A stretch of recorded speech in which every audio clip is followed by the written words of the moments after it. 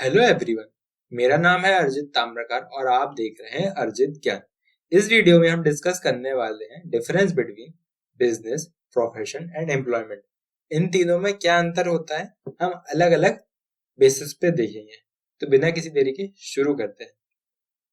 अब पहले अपन सिंपली इनके एग्जाम्पल देख लेते हैं क्या होता है। बिजनेस मतलब वही दुकान खोलना। आपने एक दुकान खोल लिया, आप उसके ओनर हैं, ठीक है, तो वो आपका एक बिजनेस हो गया। अब प्रोफेशन क्या होता है? प्रोफेशन में आते हैं ये अपने डॉक्टर लोग, सीए लोग, सीएस लोग या लॉयर लोग। अब ये लोग करते क्या है?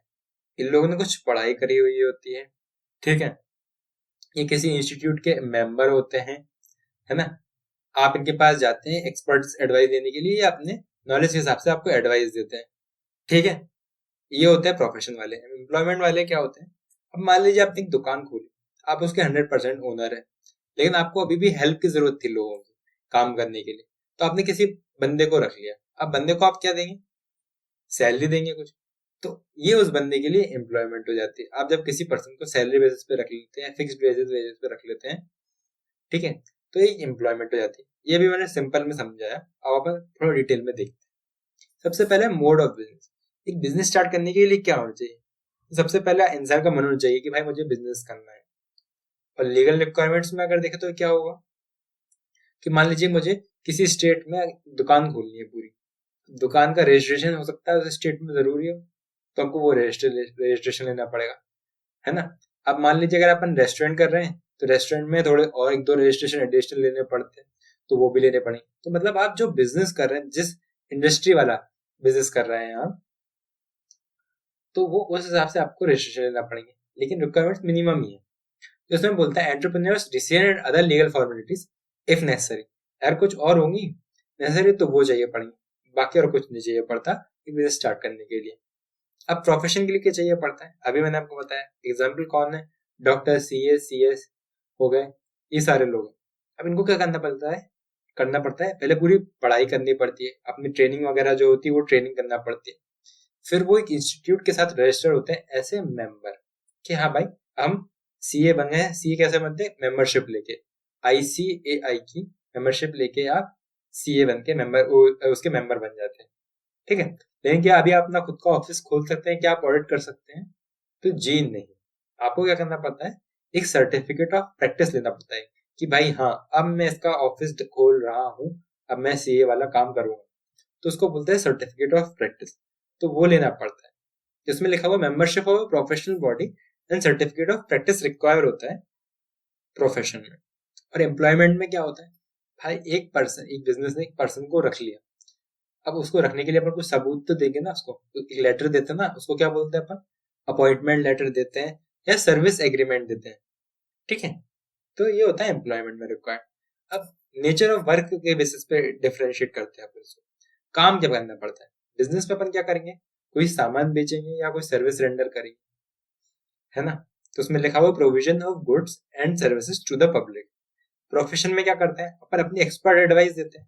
तो उसके लिए उन्होंने सिंपल में लिखा हुआ है rendering of personalised expert services, ठीक है। पर्सनलाइज्ड वर्ड यहाँ पे क्या यूज किया हुआ है? अब जैसे मान लीजिए, अब भाई एक डॉक्टर है, अगर उसके 10 वो आते हैं, मरीज आते हैं, तो उसको क्या सबको वो एक दवाई दे देता है क्या? नहीं। सबकी अलग अलग प्रॉब्लम होती है, सबको अलग अलग बेसिस पे दवाई देते हैं। ऐसे सीए अलग अलग पर्सन को अलग अलग एडवाइस देता है, इसलिए यहाँ पे पर्सनलाइज का वर्ड यूज हुआ है। एम्प्लॉयमेंट में क्या होता है? एम्प्लॉयमेंट में क्या करते हैं? भाई मेरे को रखा कुछ काम करने के लिए, तो मुझे बताया होगा ना कि मैं क्या काम करने वाला हूँ। तो पहले से जो हमारा डिसाइड हुआ होता है, या फिर जो भी हमने बोला हुआ कि भाई एक काम करते हैं, जो साइड पे आ जाया करे, जो भी छोटे मोटे वर्क हुआ करेंगे मैं तुम्हें वो दे दिया करूंगा करने को। तो ऐसा पहले से प्री डिसाइडेड होती है चीजें, ठीक है। तो हो जाता है performing work as per service contract और रूल्स ऑफ सर्विस, ठीक है। तो अपन कॉन्ट्रैक्ट के हिसाब से काम कर लेते हैं। अब थर्ड पॉइंट आता है क्वालिफिकेशन के बेसिस पे डिफरेंस। क्या बिजनेस खोलने के लिए कोई क्वालिफिकेशन रिक्वायर्ड है? तो जनरली रिक्वायर्ड नहीं होती है। No minimum qualification is necessary. अब प्रोफेशन के लिए क्या रिक्वायर्ड है? बिल्कुल रिक्वायर्ड है। वहां पे अपने एक्सपर्ट नॉलेज का आप इस्तेमाल करके सर्विस वो देंगे, सामने वालों को एडवाइस देंगे। भाई एक्सपर्ट नॉलेज भी तो होनी चाहिए, मतलब आपको क्वालिफिकेशन चाहिए ही पड़ेगी। डॉक्टर बनने के लिए एमबीबीएस पूरा करना पड़ता है, बहुत सारी चीजें और भी करनी पड़ती हैं। है ना। सीए बनने के लिए पूरा सीए का कोर्स करना पड़ता है, सीएस के लिए भी सेम है, लॉयर के लिए एलबी वगैरह करनी पड़ती है। तो ये सारी चीजें हैं। एम्प्लॉयमेंट में क्या कोई क्वालिफिकेशन नेसेसरी है? कह सकते हैं नेसेसरी है, किस बेसिस पे? अब मान लीजिए एम्प्लॉयर ने ही जो बोला होगा कि भाई मुझे तो भाई 12th पास आदमी चाहिए या ग्रेजुएट आदमी चाहिए, तो वही उसकी रिक्वायरमेंट हो जाएगी। ऐसा स्पेसिफिक कोई रिक्वायरमेंट नहीं होती। Qualification and the training as prescribed by the employer, तो जो एम्प्लॉयर ने जो बोल दिया भाई कि सामने वाले को ये आना चाहिए, तो आप तभी आप कर सकते हैं, ऐसी चीज रहती है उसमें। अब रिवॉर्ड और रिटर्न, क्या रिवॉर्ड रहता है बिजनेस करने में? सीधी बात, आप ओनर होते हो, आप जितना सामान बेचते हो आपको सीधी बात प्रॉफिट मिलता है। प्रोफेशन में क्या होता है, डॉक्टर को अपन फीस देते हैं, सीए को अपन प्रोफेशनल फीस देते हैं, सीएस को अपन प्रोफेशनल फीस देते हैं, तो इसमें फीस आती है।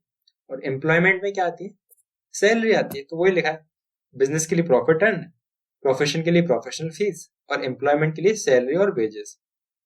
अब कैपिटल इन्वेस्टमेंट, भाई बिजनेस जिसको स्टार्ट करना है उसको क्या पूरा परचेज करना पड़ेगा, स्टॉक लेके आना पड़ेगा, पूरी दुकान खोलनी पड़ेगी, दुकान या तो खुद की होगी या रेंट पे लेगा, इन सब चीजों में कैपिटल ज्यादा लगती है। ठीक है, तो हैवी कैपिटल किसमें चाहिए पड़ती है? बिजनेस करने के लिए। प्रोफेशन करने के लिए, अब डॉक्टर को क्लिनिक खोलने है, तो वो हो सकता है स्टार्ट में छोटी क्लिनिक, उसको क्या चाहिए बेसिकली? टेबल कुर्सी, टेबल चेयर हो गई, थोड़ा बहुत इक्विपमेंट, ऐसे ज्यादा जरूरत नहीं पड़ती है कंपेरेटिव टू बिजनेस। बिजनेस में तो पूरा स्टॉक चाहिए आपको, ठीक है, आपको, है ना। तो प्रोफेशन में कैपिटल बहुत कम लगती है। और एम्प्लॉयमेंट के लिए तो कुछ लेके नहीं जाना पड़ता। अगर आपको मान लीजिए लैपटॉप पे भी काम करना है, तो लैपटॉप भी आपका एम्प्लॉयर प्रोवाइड करवाता है कि नहीं करवाता है? तो कैपिटल इन्वेस्टमेंट में क्या लिखा हुआ? Capital investment required as per size and nature of the business, जैसा बिजनेस है उस हिसाब से उसकी कैपिटल रहेगी। प्रोफेशन में limited capital needed for establishment, ज्यादा नहीं लगती, लिमिटेड ही लगती है। एम्प्लॉयमेंट में no capital required. I hope इतना क्लियर है, आगे बढ़े। अब है रिस्क। रिस्क सबसे ज्यादा किसमें होता है मैं बताऊं? सबसे ज्यादा रिस्क होता है बिजनेस में। क्यों? हो सकता है भाई कोई ग्राहक ही ना आए, हमने तो पूरा सेटअप जमा लिया, पूरी बड़ी दुकान रेंट पे ले ली, पूरा स्टॉक एकदम फुल कर लिया अपना, पूरी दुकान सजा ली, लेकिन कोई ग्राहक आ ही नहीं रहा है खरीदने को वो सामान। ठीक है, ये तो चोट हो जाएगी। तो ये रिस्क, हाई रिस्क कायम होता है बिजनेस करने में, लेकिन रिटर्न भी अच्छा होता है, तो पूरा आपको प्रॉफिट मिलता है। प्रॉफिट क्या सर्टेन होता है कि भाई रोज बराबर बराबर वैल्यू की चीज बिकती है क्या? ऐसा कुछ नहीं होता, इसमें अनसर्टेन होता है। मान लीजिए आपका आइसक्रीम पार्लर है, अब आइसक्रीम पार्लर में ज्यादा वो सेल कब होगी? गर्मियों की सीजन में होगी, ठंड में बारिश में कम होगी सेल, तो उसमें इरेगुलरिटीज रहती है। प्रोफेशन में क्या होता है? प्रोफेशन में फीस जनरली रेगुलर इंटरवल्स पे आती है, इसमें भी रिस्क रहता है, लेकिन थोड़ा कम रिस्क रहता है कंपेरेटिव टू बिजनेस।